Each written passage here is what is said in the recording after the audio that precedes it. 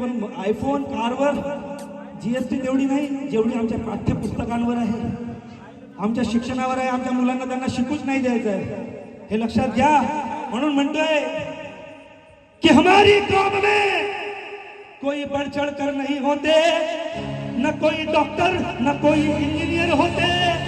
अरे हम कब के भूखे और नंगे मर गए होते अगर भारत में पैदा विश्व रत्न डॉक्टर भीमराव अंबेडकर न होते.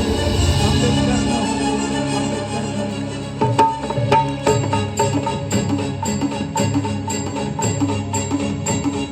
कठिनाई करून